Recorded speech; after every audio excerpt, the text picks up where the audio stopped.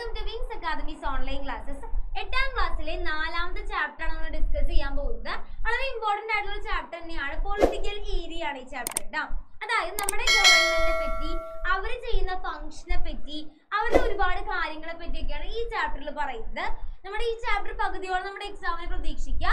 അതിലെ എക്സാമിന് ചോദിക്കുന്ന ഇമ്പോർട്ടന്റ് ആയിട്ടുള്ള ക്വസ്റ്റ്യൻസ് മാത്രമാണ് നമ്മളിത് ഡിസ്കസ് ചെയ്യാൻ പോകുന്നത്. അപ്പൊ എല്ലാവരും നന്നായിട്ട് ശ്രദ്ധിച്ചിരിക്കുക. സിമ്പിൾ ആയിട്ട് മാർക്ക് സ്കോർ ചെയ്യാവുന്ന ഒരു ചാപ്റ്റർ ആണ്. കാരണം ഡെഫിനിഷൻസ് പോലെ ഒരുപാടൊന്നും വലുതായിട്ട് പഠിക്കാനില്ല.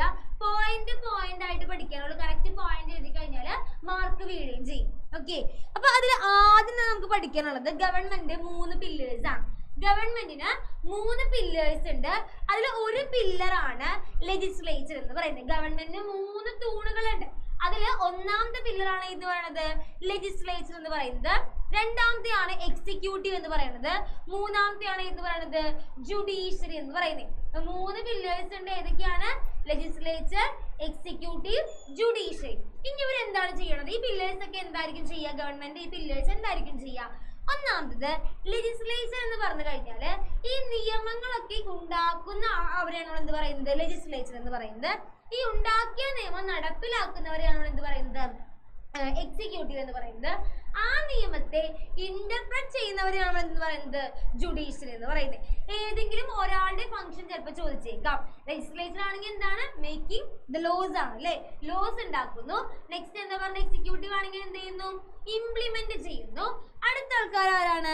ജുഡീഷ്യറി ആണെങ്കിൽ ആ നിയമം ഇന്റർപ്രറ്റ് ചെയ്യുന്നു. ഓക്കെ, ഇനി എന്താണ് ഈ പാർലമെന്റ്? നമ്മൾ കുറെ കേട്ടിട്ടുണ്ടായിരിക്കും. പാർലമെന്റ് എന്നുള്ള ടേം നമ്മൾ കേട്ടിട്ടുണ്ടായിരിക്കും അല്ലെ? എന്താണ് ഈ പാർലമെന്റ് എന്ന് പറയുന്നത്? പാർലമെന്റ് എന്ന് പറഞ്ഞാല് ഇന്ത്യൻ ലെജിസ്ലേച്ചറിനെ വിളിക്കുന്ന പേരാണ് പാർലമെന്റ് എന്ന് പറയുന്നത്. അതായത് ഈ ഒരു പാർലമെന്റിൽ ആരൊക്കെ ഉണ്ടായിരിക്കും? കൺസിസ്റ്റ് ചെയ്തേക്കുന്നത് ആരൊക്കെയാണ്? പ്രസിഡന്റ് ഉണ്ടായിരിക്കും. ഇത് കൂടാതെ 2 ഹൗസസ് ഉണ്ടായിരിക്കും. പ്രസിഡന്റ് ഉണ്ടായിരിക്കും. ഇത് കൂടാണ്ട് ആരുണ്ടായിരിക്കും? 2 ഹൗസസ് ഉണ്ടായിരിക്കും. ഈ 2 ഹൗസസ് എന്ന് പറയുമ്പോൾ ഏതൊക്കെ ഹൗസസ് ആണ്? 2 ഹൗസസ് എന്ന് പറഞ്ഞാല് രാജ്യസഭയുണ്ട്, ലോകസഭയുണ്ട്. രാജ്യസഭ എന്ന് പറഞ്ഞു കഴിഞ്ഞാല് അപ്പർ ഹൗസ് ആണ്. ഓക്കെ, രാജ്യസഭ എന്ന് പറഞ്ഞാൽ എന്ത് ഹൗസ് ആണ് പറയുന്നത്? അപ്പർ ഹൗസ് ആണ്. 1 മാർക്ക് ക്വസ്റ്റ്യൻ ആയിട്ട് ചോദിക്കാവുന്ന ഒരു ഭാഗമാണ്. അപ്പർ ഹൗസ് ഏതാണെന്ന് ചോദിക്കും. രാജ്യസഭ എന്ന് പറഞ്ഞു കഴിഞ്ഞാല് അപ്പർ ഹൗസ് ആണ്. ലോകസഭ എന്ന് പറഞ്ഞു കഴിഞ്ഞാൽ എന്താണ്? ലോവർ ഹൗസ് ആണ്. ലോകസഭ എന്ന് പറഞ്ഞാൽ എന്താണ്? ലോവർ ഹൗസ് ആണ്. അപ്പൊ പാർലമെന്റ് നമ്മൾ എന്താണ്? പാർലമെന്റ് എന്താണ്? 2 മാർക്ക് ക്വസ്റ്റ്യൻ വന്നു കഴിഞ്ഞാല് നിങ്ങൾ എന്തൊക്കെ എഴുതും? ഇന്ത്യൻ ലെജിസ്ലേച്ചറിനെ വിളിക്കുന്ന പേരാണ് പാർലമെന്റ് എന്ന് പറയുന്നത്. ഇവിടെ 2 ആൾക്കാരാണ് കൺസിസ്റ്റ് ചെയ്തേക്കുന്നത്. ആരൊക്കെയാണ്? പ്രസിഡന്റും പിന്നെ 2 ഹൗസസും ഉണ്ട്. ആ 2 ഹൗസിന്റെ പേര് മെൻഷൻ ചെയ്യുക. ഏതൊക്കെ പേരാണ്? രാജ്യസഭയുണ്ട്, ലോകസഭയുണ്ട്. ഇതിലെ അപ്പർ ഹൗസ് എന്ന് പറയുന്നത് ഇതാണ് രാജ്യസഭയും, ലോവർ ഹൗസ് എന്ന് പറയുന്നത് എന്താണ്? നമ്മുടെ ലോകസഭയാണ്. അപ്പൊ എൽ ആലോചിക്കാം. ലോവർ ലോകസഭ എൽ ആലോചിക്കാം. ഇനി 2 ഹൗസ് ഉണ്ടല്ലേ? 2 ഹൗസ് ഉള്ളത് കൊണ്ട് ഈ ലെജിസ്ലേച്ചറിനെ വിളിക്കുന്ന പേര് ബൈ ക്യാമറൽ ലെജിസ്ലേച്ചർ എന്നാണ്. ഇവിടെ ഒന്നൊരു ക്വസ്റ്റ്യൻ വരും, ഇമ്പോർട്ടന്റ് ആണ്. എന്തുകൊണ്ടാണ് Indian legislature bicameral legislature എന്ന് വിളിക്കാൻ കാരണം? എന്തുകൊണ്ടാണ്? ഇന്ത്യയില് 2 ഹൗസസ് ഉണ്ട്. അപ്പർ ഹൗസ് ഉണ്ട്, ലോവർ ഹൗസ് ഉണ്ട്. ഏതൊക്കെയാണ്? രാജ്യസഭയുണ്ട്, ലോകസഭയുണ്ട്. ഈ 2 ഹൗസ് ഉള്ളത് കൊണ്ടാണ് ഏത് പേരിൽ അറിയപ്പെടാൻ കാരണം? ബൈ ക്യാമറൽ ലെജിസ്ലേച്ചർ എന്നുള്ള പേരിൽ അറിയപ്പെടാനുള്ള കാരണം. ഓക്കെ, നെക്സ്റ്റ് വളരെ ഇമ്പോർട്ടന്റ് ആയിട്ടുള്ള ഒരു ഭാഗമാണ്. എക്സാമിന് ഷുവർ ആയിട്ട് ഈ ഒരു ഭാഗത്ത് നിന്ന് ക്വസ്റ്റ്യൻ ഉണ്ടായിരിക്കും. വളരെ ഇമ്പോർട്ടന്റ് ആണ്. രാജ്യസഭയുടെയും ലോകസഭയുടെയും ഫീച്ചേഴ്സ് ചോദിക്കും. ഓക്കെ, രാജ്യസഭയുടെയും ലോകസഭയുടെയും ഫീച്ചേഴ്സ് ചോദിക്കും. ഇതില് രാജ്യസഭ എന്ന് പറഞ്ഞാൽ എത്ര അംഗങ്ങൾ ഉണ്ടായിരിക്കും? 238 ഇലക്റ്റഡ് മെമ്പേഴ്സ് ഉണ്ടായിരിക്കും. രാജ്യസഭ നമുക്കറിയാം അപ്പർ ഹൗസ് ആണ് അല്ലേ? ഈ അപ്പർ ഹൗസിൽ എത്ര അംഗങ്ങൾ ഉണ്ടാവും എന്നാ പറയണത്? 238 അംഗങ്ങൾ ഉണ്ടായിരിക്കും. 12 പേര് നമ്മുടെ പ്രസിഡന്റ് നോമിനേറ്റ് ചെയ്തവരായിരിക്കും. 12 പേര് പ്രസിഡന്റ് നിർദ്ദേശിച്ചവരായിരിക്കും. ഇതിൽ 12 പേര് പ്രസിഡന്റ് നോമിനേറ്റ് ചെയ്തവരായിരിക്കും. ഈ ഒരു രാജ്യസഭയെ മറ്റൊരു പേരിൽ വിളിക്കും. ആ പേരാണ് എന്ത് പറയണത്? Council of state. രാജ്യസഭയെ മറ്റൊരു പേരിൽ വിളിക്കും. ആ പേരെന്താണ്? കൗൺസിൽ ഓഫ് സ്റ്റേറ്റ് എന്നാണ്. രാജ്യസഭയിൽ എത്ര ആൾക്കാരുണ്ട്? 238 ഇലക്റ്റഡ് മെമ്പേഴ്സ് ഉണ്ട്. 12 പേരെ നമ്മൾ നോമിനേറ്റ് ചെയ്യുന്ന പറഞ്ഞു. ഇനി ഈ ഹൗസിന് വിളിക്കുന്ന പേരെന്താണ്? കൗൺസിൽ ഓഫ് സ്റ്റേറ്റ് എന്നാണ് വിളിക്കുന്നത്. രാജ്യസഭ എന്ത് ഹൗസ് ആണെന്നാ പറയണത്? ഒരു പെർമനന്റ് ഹൗസ് ആണ്. ഓക്കെ, സ്ഥിരമാണ് കേട്ടോ. പെർമനന്റ് ഹൗസ് ആണ് എന്ന് പറയുന്നത് രാജ്യസഭ എന്ന് പറയുന്നത്. ഇനി ഇവരുടെ സെക്ഷൻ ഇവർ ഒത്തൊരുമിച്ച് കൂടുമ്പോൾ ആ സെക്ഷൻ നയിക്കുന്നത് അല്ലെങ്കിൽ അത് പ്രിസൈഡ് ചെയ്യണത് ആരാണെന്ന് പറഞ്ഞേക്കുന്നത് വൈസ് പ്രസിഡന്റ് ആണ്. ഓക്കെ, ഇവരുടെ സെക്ഷൻ നയിക്കുന്നത് ആരാണെന്ന് പറയുന്നത് വൈസ് പ്രസിഡന്റ് ആണ്. ഇപ്പൊ രാജ്യസഭ എന്ന് പറഞ്ഞാൽ 238 ഇലക്ടഡ് മെമ്പേഴ്സ് ആണെന്ന് പറഞ്ഞു, 12 നോമിനേറ്റഡ് മെമ്പേഴ്സ് ഉണ്ടെന്ന് പറഞ്ഞു. കൗൺസിൽ ഓഫ് സ്റ്റേറ്റിന് മറ്റൊരു പേരുണ്ട്. പോരാതിന് എന്ത് ഹൗസ് ആണെന്ന് പറഞ്ഞു, പെർമനന്റ് ഹൗസ് ആണെന്ന് പറഞ്ഞു. ഈ സെക്ഷൻ നയിക്കണം മൊത്തം ആരാണെന്നാ പറഞ്ഞത്, നമ്മുടെ വൈസ് പ്രസിഡന്റ് ആണ്. ഇനി ലോകസഭയിലോട്ട് വരുമ്പോൾ ലോകസഭയിൽ എത്ര അംഗങ്ങളുണ്ടെന്ന് പറഞ്ഞേക്കണത് 543 അംഗങ്ങളാണ്. ഇതില് 2 പേരെയാണ് നോമിനേറ്റ് ചെയ്യുന്നത് കേട്ടോ. നേരത്തെ 12 പേരുണ്ടെങ്കിൽ ലോകസഭ ആയപ്പോഴേക്കും എത്ര പേരെ നോമിനേറ്റ് ചെയ്യുന്നത് 2 പേരെയാണെന്ന് പറയുന്നുണ്ട്. ഇതിന്റെ മറ്റൊരു പേര് ഹൗസ് ഓഫ് റെപ്രസെന്റേറ്റീവ്സ് എന്നാണ് കേട്ടോ. എന്താ വിളിക്കുന്നത്, ഹൗസ് ഓഫ് റെപ്രസെന്റേറ്റീവ്സ് എന്നാണ് വിളിക്കുന്നത്. ഇനി ഇവരെ എലക്ട് ചെയ്യുന്നത് 5 വർഷത്തേക്കാണ്. പെർമനന്റ് ഹൗസ് അല്ല, ഇവർ നമ്മള് എന്താ പറയാ എലക്ട് ചെയ്യുന്നത് എത്ര വർഷത്തേക്കാണെന്ന് പറയുന്നത് 5 വർഷത്തേക്കാണ്. ഇത് പ്രിസൈഡ് ചെയ്യണത്, ഈ ഒരു സെക്ഷൻ പ്രിസൈഡ് ചെയ്യണത് ആരാണെന്ന് പറയുന്നത് സ്പീക്കറാണ്.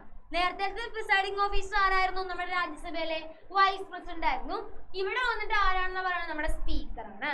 അപ്പൊ ഇതിന്റെ ഫീച്ചേഴ്സ് നിങ്ങൾക്ക് മൊത്തം പഠിക്കാൻ പറ്റുന്നില്ലെങ്കിൽ ഒരു 3-4 പോയിന്റ് എന്തായാലും പഠിച്ചിട്ടുണ്ടായിരിക്കണം. എക്സാമിന് ഈ ഒരു ക്വസ്റ്റ്യൻ ഷുവർ ആണ്. ഓക്കെ, കാരണം ഈ ഒരു ചാപ്റ്ററിന്റെ ഏറ്റവും ആദ്യത്തെ ഭാഗം കൂടിയാണ്. അപ്പൊ ഈ ഒരു ഭാഗത്തിന് എന്തായാലും ക്വസ്റ്റ്യൻ വരാൻ ചാൻസ് കൂടുതലാണ്. ഈ ഒരു ഭാഗം നന്നായിട്ട് പഠിക്കുക. ഓക്കെ, ഇനി how to bill become a law. Bill എന്ന് പറഞ്ഞു കഴിഞ്ഞാൽ നമ്മൾ കേട്ടിട്ടുണ്ടായിരിക്കും കറണ്ട് ബില്ല് എന്നൊക്കെ അല്ലെ. അങ്ങനെയല്ല, നമ്മുടെ ഇതിൽ ബില്ല് എന്ന് പറയുന്നത് നമ്മുടെ നിയമമാവണേന് മുന്നേ ആ ഒരു സംഭവത്തെ എന്താ പറയാ നിയമം എന്നല്ല വിളിക്കാൻ, എന്താ വിളിക്കുന്നത് ബില്ല് എന്നാണ്. ഓക്കെ, നിയമം ആവണേന് മുന്നേ അതിനെ വിളിക്കുന്ന പേര് ബില്ല് എന്നാണ് വിളിക്കുന്നത് കേട്ടോ. അപ്പോ ഈ ബില്ല് പല പ്രൊസീജിയറിലൂടെ കടന്നു പോയിട്ടാണ് എന്തായിട്ട് വരുന്നത്, ഒരു നിയമമായി മാറുന്നത്. അത് ഏതൊക്കെ സ്റ്റേജിലൂടെ പോണത്, 2 ഹൗസിലൂടെ പാസ് ചെയ്യും. 2 ഹൗസ് ഒക്കെ നിങ്ങൾക്ക് അറിയാലോ, ഏതൊക്കെ ഹൗസാണ്, ലോകസഭയുണ്ട് രാജ്യസഭയുണ്ട്. 2 ഹൗസിലൂടെ ഇത് പാസ് ചെയ്യും. ഒന്നാമത്തെ ഫസ്റ്റ് ഹൗസ്, രണ്ടാമത്തെ എന്താണ് സെക്കൻഡ് ഹൗസ്. ഫസ്റ്റ് ഹൗസിൽ 3 റീഡിങ്ങിലൂടെ പോകും. ഏതൊക്കെ റീഡിംഗ് ആണ്, first reading, second reading, third reading. 3 reading കഴിഞ്ഞ് കഴിഞ്ഞാൽ പിന്നെ അടുത്ത ഹൗസിലോട്ട് പോകും. First reading, second reading, third reading. ഈ 3 റീഡിങ്ങും കഴിഞ്ഞ് അല്ലെങ്കിൽ ഓരോ ഹൗസിലെയും 3 റീഡിംഗ് കഴിഞ്ഞിട്ട് അല്ലെങ്കിൽ 2 ഹൗസിലെയും 3 റീഡിംഗ് കഴിഞ്ഞിട്ട് നമ്മുടെ പ്രസിഡന്റ് ഒപ്പുവെക്കണം. അതായത് അപ്രൂവൽ ഓഫ് ദി പ്രസിഡന്റ് വേണം. പ്രസിഡന്റ് ഒപ്പുവെച്ചാൽ മാത്രമേ ഒരു ബില്ല് എന്തായിട്ട് മാറുള്ളൂ, ഒരു ലോ ആയിട്ട് മാറുള്ളൂ. ഫസ്റ്റ് റീഡിങ്ങിൽ എന്തായിരിക്കും അവർ ചെയ്യണത്, ഫസ്റ്റ് റീഡിങ്ങിൽ ജസ്റ്റ് ബില്ല് എന്ത് നിയമമാണോ ഉണ്ടാക്കാൻ ഉദ്ദേശിക്കുന്നത് ആ ബില്ലൊന്ന് ഇൻട്രൊഡ്യൂസ് ചെയ്യുന്നത് ഏത് റീഡിങ്ങിലായിരിക്കും, ഫസ്റ്റ് റീഡിങ്ങിലാണ്. സെക്കൻഡ് റീഡിംഗ് എന്ന് പറയുന്നത് ആ ബില്ലിൽ അടങ്ങിയിരിക്കുന്ന ഒരുപാട് ആർട്ടിക്കിൾസ് ഉണ്ടായിരിക്കും അല്ലേ, ആ ആർട്ടിക്കിൾസ് മാറ്റണോ, അതെന്തെങ്കിലും മാറ്റം വരുത്തണോ, അത് തള്ളിക്കളയണോ എന്നുള്ള തീരുമാനങ്ങൾ ഡിസ്കഷൻ ഒക്കെ എടുക്കുന്നത് സെക്കൻഡ് റീഡിങ്ങിലായിരിക്കും. തേർഡ് റീഡിങ്ങിലാണ് ആ ബില്ല് പാസ് ചെയ്യണം, മൊത്തം തീരുമാനിക്കും, മൊത്തം ആളുകൾ തീരുമാനിക്കും ആ ബില്ല് പാസ് ചെയ്യണോ അത് റിജക്ട് ചെയ്ത് കളയണം തീരുമാനിക്കുന്നത് ഏത് റീഡിങ്ങിലാണ്, തേർഡ് റീഡിംഗ്. എന്നിട്ട് അത് പാസ് ചെയ്ത് നെക്സ്റ്റ് ഹൗസിലോട്ടായിരിക്കും. നെക്സ്റ്റ് ഹൗസും അത് പാസ് ചെയ്ത് പ്രസിഡന്റിന് അയച്ച് പ്രസിഡന്റ് സൈൻ ചെയ്താൽ മാത്രമേ ആ ബില്ല് എന്തായിട്ട് മാറുള്ളൂ, ഒരു നിയമമായിട്ട് മാറുള്ളൂ. ഓക്കെ, ഇതും ഇമ്പോർട്ടന്റ് ക്വസ്റ്റ്യൻ ആണ് കേട്ടോ.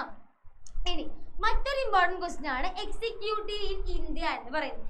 ഇന്ത്യയുടെ എക്സിക്യൂട്ടീവിനെ പറ്റി ക്വസ്റ്റ്യൻ വരാറുണ്ട്. ഇന്ത്യയിൽ 2 ലെവൽസ് ആണ്, എക്സിക്യൂട്ടീവിന് 2 ലെവൽസ് ആണുള്ളത്. ഒന്ന് സെൻട്രൽ എക്സിക്യൂട്ടീവ്, മറ്റൊന്ന് എന്താണ് സ്റ്റേറ്റ് എക്സിക്യൂട്ടീവ് ആണ്. ഇന്ത്യയിൽ എക്സിക്യൂട്ടീവിന് എത്ര ലെവൽസ് ഉണ്ട്, 2 ലെവൽസ് ഉണ്ട്. ഒന്നാമത്തേതാണ് സെൻട്രൽ എക്സിക്യൂട്ടീവ് ആണ്, രണ്ടാമത്തേതാണ് സ്റ്റേറ്റ് എക്സിക്യൂട്ടീവ് ആണ്. അപ്പൊ ഇന്ത്യക്ക് എന്താണ് എക്സിക്യൂട്ടീവ്സ് 2 ലെവൽസ് ഉണ്ട്. ഒന്നാമത്തേതാണ് സെൻട്രൽ എക്സിക്യൂട്ടീവ്, രണ്ടാമത്തേതാണ് സ്റ്റേറ്റ് എക്സിക്യൂട്ടീവ്. സെൻട്രൽ എക്സിക്യൂട്ടീവ് എന്ന് പറയുമ്പോൾ ആരൊക്കെ വരുന്നുണ്ടെന്ന് പറയുന്നത്, പ്രസിഡന്റ് ഉണ്ടായിരിക്കും, സെൻട്രൽ മിനിസ്റ്റേഴ്സ് ഉണ്ടായിരിക്കും, ബ്യൂറോക്രസി എന്ന് പറഞ്ഞാൽ ഉദ്യോഗസ്ഥർ കേട്ടോ. അപ്പൊ നമ്മുടെ സെൻട്രൽ എക്സിക്യൂട്ടീവ് എന്ന് പറയുമ്പോൾ ആരൊക്കെ വരുന്നുണ്ട്, പ്രസിഡന്റ് വരുന്നുണ്ട്, പിന്നെ ആരാണ് സെൻട്രൽ മിനിസ്റ്റേഴ്സ് വരുന്നുണ്ട്, ബ്യൂറോക്രസി വരുന്നുണ്ട്.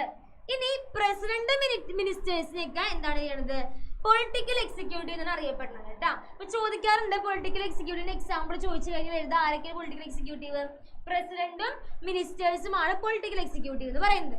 ഇനി എന്താണ് ഇവരെ നമ്മൾ അപ്പോയിന്റ് ചെയ്യണത്, എന്താണ് ചില ക്വാളിഫിക്കേഷന്റെ ബേസിലൊക്കെയാണ് അപ്പോയിന്റ് ചെയ്യണത്. അവർ റിട്ടയർമെന്റ് വരെ ആ സർവീസിൽ ഉണ്ടായിരിക്കും. അങ്ങനെയുള്ള എക്സിക്യൂട്ടീവ് എന്ന് പറയും പെർമനന്റ് എക്സിക്യൂട്ടീവ്സ് എന്ന് പറയും. ഓക്കെ, എക്സിക്യൂട്ടീവ്സ് അപ്പൊ നോക്കി വെക്കാം കേട്ടോ, എക്സിക്യൂട്ടീവ്സ് നോക്കി വെക്കാം. ഇനി നമ്മുടെ പ്രസിഡന്റിന് എന്തൊക്കെ ഫംഗ്ഷൻസ് ആണ് ഉള്ളത്, നമ്മുടെ പ്രസിഡന്റ് എന്തൊക്കെ കാര്യങ്ങളാണ് ചെയ്യുന്നത്? പ്രസിഡന്റ് നമ്മൾ കേട്ടിട്ടുണ്ട് അല്ലേ? ഈ പ്രസിഡന്റ് എന്തൊക്കെ ഫങ്ഷൻസ് ആണ് ചെയ്യുന്നത്? ഒന്നാമത് പ്രൈം മിനിസ്റ്റേഴ്സിനെയും മറ്റ് അതർ മിനിസ്റ്റേഴ്സിനെയും അപ്പോയിന്റ് ചെയ്യുന്നത് പ്രസിഡന്റ് ആണ്. പ്രൈം മിനിസ്റ്റേഴ്സിനെയും മറ്റ് അതർ മിനിസ്റ്റേഴ്സിനെ അപ്പോയിന്റ് ചെയ്യുന്നത് ആരാണ്? പ്രസിഡന്റ് ആണ്. ഇനി ചീഫ് ജസ്റ്റിസും സുപ്രീം കോടതിയിലെ ജഡ്ജിമാരെയൊക്കെ അപ്പോയിന്റ് ചെയ്യുന്നത് നമ്മുടെ പ്രസിഡന്റ് ആണ്. അപ്പൊ അപ്പോയിന്റ് ആണ് ആദ്യം പറയുന്നത്. പ്രൈം മിനിസ്റ്റേഴ്സിനെയും മറ്റ് മിനിസ്റ്റേഴ്സിനെയും അപ്പോയിന്റ് ചെയ്യുന്ന പ്രസിഡന്റ് ആണെന്ന് പറഞ്ഞു. ചീഫ് ജസ്റ്റിസിനെയും അതുപോലെ തന്നെ സുപ്രീം കോർട്ടിലെ ജഡ്ജസുകളെയും അപ്പോയിന്റ് ചെയ്യണ ആരാണ്? പ്രസിഡന്റ് ആണെന്ന് പറഞ്ഞു. രാജ്യസഭയിൽ നമ്മൾ പഠിച്ചു അല്ലേ? എത്ര മെമ്പേഴ്സ് നോമിനേറ്റ് ചെയ്യുന്നുണ്ട്? 12 മെമ്പേഴ്സ് നോമിനേറ്റ് ചെയ്യും.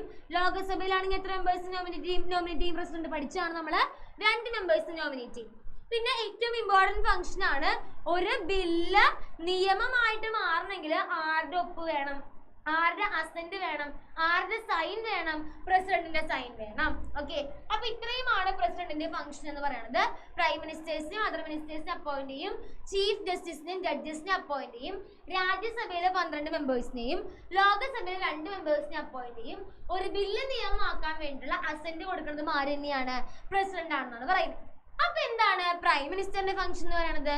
പ്രൈം മിനിസ്റ്റർ ലോകസഭയിലെ ലീഡർ ആയിട്ട് ആക്ട് ചെയ്യും. പ്രൈം മിനിസ്റ്റർ ലോകസഭയിലെ ലീഡർ ആയിട്ട് ആക്ട് ചെയ്യുന്നു. അതേപോലെ ക്യാബിനറ്റ് മീറ്റിംഗ് ഒക്കെ പ്രിസൈഡ് ചെയ്യുന്നത്, നേതൃത്വം വഹിക്കുന്നത് നമ്മുടെ പ്രൈം മിനിസ്റ്റർ ആണ്. കൗൺസിൽ ഓഫ് മിനിസ്റ്റേഴ്സിന്റെ എല്ലാ ഫംഗ്ഷനും കോർഡിനേറ്റ് ചെയ്യണത്, എല്ലാ കാര്യം കോർഡിനേറ്റ് ചെയ്യുന്നത് ആരാണ്? പ്രൈം മിനിസ്റ്റർ ആണ്. അതേപോലെ തന്നെ ക്യാബിനറ്റ് എടുത്ത തീരുമാനങ്ങൾ അത് പ്രസിഡന്റിനെ ഇൻഫോം ചെയ്യുക, അറിയിക്കുന്നത് ആരാണെന്ന് പറയുന്നത്? പ്രൈം മിനിസ്റ്റർ ആണ്. അപ്പൊ എന്തൊക്കെ ചെയ്യുന്നുണ്ട്? ലോകസഭയിലെ ലീഡർ ആയിട്ട് ആക്ട് ചെയ്യുന്നുണ്ട്. ക്യാബിനറ്റ് മീറ്റിംഗ് പ്രിസൈഡ് ചെയ്യുന്നത് ആരാണ്? പ്രൈം മിനിസ്റ്റർ ആണ്. അതേപോലെ കൗൺസിൽ ഓഫ് മിനിസ്റ്റേഴ്സ് എടുത്ത ഫംഗ്ഷൻസ്, തീരുമാനങ്ങളെല്ലാം കോർഡിനേറ്റ് ചെയ്യുന്നത് പ്രൈം മിനിസ്റ്റേഴ്സ് ആണ്. ക്യാബിനറ്റ് എടുത്ത ഡിസിഷൻസ് പ്രസിഡന്റിനെ അറിയിക്കുന്നത് ആരാണെന്ന് പറയുന്നത്? പ്രൈം മിനിസ്റ്റർ ആണ്. ഇനി മറ്റൊരു ഇമ്പോർട്ടന്റ് ക്വസ്റ്റ്യൻ ആണ്, നമ്മുടെ എന്താണ് ജുഡീഷ്യറിനെ പറ്റി ചോദിക്കും. ജുഡീഷ്യറിൽ നമുക്ക് പഠിക്കാനുള്ളത് supreme court, high court, district court, sub കോർട്ടാണ്. സിമ്പിൾ ആണ് കേട്ടോ. സുപ്രീം കോർട്ട് എന്ന് പറയുന്നത് ഇന്ത്യയുടെ അപ്പെക്സ് കോർട്ടാണ്. ഏറ്റവും മുകളിൽ വരുന്ന കോർട്ടാണ് എന്ന് പറയുന്നത് സുപ്രീം കോടതി എന്ന് പറയുന്നത്. ഹൈക്കോർട്ട് എന്ന് പറയുന്നത് നമ്മുടെ സ്റ്റേറ്റിൽ നടക്കുന്ന കേസുകളെല്ലാം കേൾക്കുന്ന കോടതിയാണ് ഹൈക്കോർട്ട് എന്ന് പറയുന്നത്. ഡിസ്ട്രിക്ട് കോർട്ട് എന്ന് പറഞ്ഞാല് ഡിസ്ട്രിക്റ്റിൽ നടക്കുന്ന കേസുകൾ കേൾക്കുന്ന കോടതി ആയിരിക്കും ഇത്? District court. ഏറ്റവും താഴെ വരുന്നതാണ് sub court, municipal court, magistrate കോർട്ടൊക്കെ. അവരൊക്കെ എന്താണ് ഏറ്റവും അടിയിൽ താലൂക്ക് ലെവലിലുള്ള കേസുകളായിരിക്കും ഏത് കോടതി എടുക്കുന്നത്? ഏത് കോടതി എടുക്കുക? സബ് കോർട്ട്, മുനിസിപ്പൽ കോടതി എടുക്കുക. സുപ്രീം കോടതി എന്ന് പറഞ്ഞാൽ എന്താണ്? ഏറ്റവും അപ്പെക്സ് കോർട്ടാണ്. അതിന് താഴെ സ്റ്റേറ്റ് ലെവലിലെ കാര്യങ്ങൾ നോക്കണം ഹൈക്കോർട്ട്, ഡിസ്ട്രിക്ട് ലെവൽ വരുമ്പോൾ ഡിസ്ട്രിക്ട് കോർട്ട്, താലൂക്ക് ലെവലിലാണ് ഇത് വരുന്നത്? സബ് കോർട്ട് വരുന്നത് കേട്ടോ. ഓക്കെ, ഇനി ഇവർ എന്തൊക്കെ കേസസ് ആണ് എടുക്കണേന്ന് കേട്ടോ. ഇവർ എന്തൊക്കെ കേസസുകളാണ് അവർ എടുക്കുന്നതെന്നാണ് പറയുന്നത്. സുപ്രീം കോടതി ആണെങ്കിൽ അവരെടുക്കുന്ന കേസസ് എന്ന് പറഞ്ഞാൽ നമുക്ക് കുറച്ച് ഫണ്ടമെന്റൽ റൈറ്റ്സ് ഉണ്ട്. ഓക്കെ, ആ ഫണ്ടമെന്റൽ റൈറ്റ്സുകൾ ആരെങ്കിലും വയലേറ്റ് ചെയ്ത് കഴിഞ്ഞാൽ, ലംഘിച്ചു കഴിഞ്ഞാൽ അതിനെതിരെ കേസ് എടുക്കാനുള്ള അധികാരം ആർക്കുണ്ട്? സുപ്രീം കോടതി ഉണ്ട്. അപ്പൊ സുപ്രീം കോടതി പരിഗണിക്കുന്ന കേസുകളാണ് പറയുന്നത്. ഒന്നാമത്തെ എന്ന് പറയുന്നത് നമ്മുടെ ഫണ്ടമെന്റൽ റൈറ്റ്സ് വയലേറ്റ് ചെയ്താൽ ആ കേസ് എന്താണ്? ആ കേസ് കൺസിഡർ ചെയ്യുന്നത് സുപ്രീം കോർട്ടാണ്. അതേപോലെ തന്നെ സ്റ്റേറ്റ് ഗവൺമെന്റും അതേപോലെ നമ്മുടെ എന്താണ് സെൻട്രൽ ഗവൺമെന്റ് തമ്മിൽ എന്തെങ്കിലും പ്രശ്നം വന്നു കഴിഞ്ഞാൽ ആ കേസ് കൺസിഡർ ചെയ്യുന്നത് സുപ്രീം കോർട്ടാണ്. സ്റ്റേറ്റ് ഗവൺമെന്റുകൾ തമ്മിൽ എന്തെങ്കിലും ഡിസ്പ്യൂട്ടുകൾ, തർക്കങ്ങൾ ഉണ്ടെങ്കിൽ ആ കേസുകൾ എടുക്കുന്ന ആരാണ്? സുപ്രീം കോർട്ടാണ്. അതേപോലെ തന്നെ case that required interpretation of the constitutional provision and appeal cases from high court. ഹൈക്കോർട്ടിൽ നിന്ന് എന്തെങ്കിലും അപ്പീൽ കേസുകൾ വന്നു കഴിഞ്ഞിട്ടുണ്ടെങ്കിൽ ആ കേസുകളും കൺസിഡർ ചെയ്യുന്നത് ആരാണ്? സുപ്രീം കോടതിയാണ്. അപ്പൊ അതേപോലെ തന്നെ നമ്മുടെ സുപ്രീം കോടതി പോലെ തന്നെ ഹൈക്കോർട്ട് കുറച്ച് കാര്യങ്ങൾ കൺസിഡർ ചെയ്യുന്നുണ്ട്. അവർ എന്തൊക്കെ കാര്യങ്ങളാണ് അവർക്ക് അധികാരമുള്ളത്? ജൂറിസ്ഡിക്ഷൻ എന്ന് പറഞ്ഞ അധികാരമാണ്. അവർക്ക് എന്തൊക്കെ കാര്യങ്ങൾ അധികാരമുള്ളത്? Give verdicts on case relating to violation of fundamental rights. അതായത് ഫണ്ടമെന്റൽ റൈറ്റ് നേരത്തെ പറഞ്ഞ പോലെ തന്നെ ഫണ്ടമെന്റൽ റൈറ്റ് വയലേറ്റ് ചെയ്ത് കഴിഞ്ഞാൽ ആർക്കും കേസ് എടുക്കാനുള്ള അധികാരമുണ്ട്? ഹൈക്കോടതിക്കും കേസ് എടുക്കാനുള്ള അധികാരമുണ്ട്. അതുപോലെ തന്നെ ലോവർ കോർട്ടിൽ നിന്ന് വരുന്ന സിവിൽ ക്രിമിനൽ കേസുകൾ ഉണ്ടായിരിക്കും അല്ലെ, ആ കേസുകൾ കേൾക്കുന്നത് ആരായിരിക്കും പറയുന്നത്? ഹൈക്കോർട്ടാണ്. Interpret the law passed by the state എന്ന് പറഞ്ഞാൽ സ്റ്റേറ്റ് ലെജിസ്ലേച്ചർ എന്ന് പറഞ്ഞാല് നമ്മൾ എന്താണ് നിയമങ്ങൾ ഉണ്ടാക്കി വരുന്നുണ്ടല്ലേ, ആ നിയമങ്ങളെ പറ്റി ഇന്റർപ്രറ്റ് ചെയ്യാനുള്ള അധികാരം ആർക്കാണുള്ളത്? ഹൈക്കോടതി. അപ്പൊ സിമ്പിൾ ആണ്, ഫണ്ടമെന്റൽ റൈറ്റ്സ് വയലേറ്റ് ചെയ്ത കേസ് എടുക്കും. Civil criminal case over case എന്ന് പറയുന്നത് കേൾക്കുന്നത് നമ്മുടെ ഹൈക്കോർട്ടാണ്. ലോസ് നമ്മുടെ ലെജിസ്ലേച്ചർ ഉണ്ടാക്കുന്ന ലോസ് ഇന്റർപ്രറ്റ് ചെയ്യുന്നതാണ് ഹൈക്കോർട്ടാണ്. അപ്പൊ ഇത്രയുമാണ് ഈ ഒരു ചാപ്റ്ററിലെ ഇമ്പോർട്ടന്റ് ആയിട്ടുള്ള ടോപ്പിക്സുകൾ. ലോ ഉണ്ടാക്കുന്ന ഫ്ലോ ചാർട്ടും അതിന്റെ എക്സ്പ്ലനേഷൻ നിർബന്ധമായിട്ട് പഠിക്കണം. രാജ്യസഭയും ലോകസഭയുടെ ഫീച്ചേഴ്സ് പഠിക്കണം. അതുപോലെ പ്രസിഡന്റിന്റെ ഫംഗ്ഷനും പ്രൈം മിനിസ്റ്ററിന്റെ ഫംഗ്ഷനും നമ്മുടെ ജുഡീഷ്യറിയുടെ ലെവൽസ് നന്നായിട്ട് നോക്കി വെച്ചോണം. സിമ്പിൾ ചാപ്റ്റർ ആണ്. Thank you.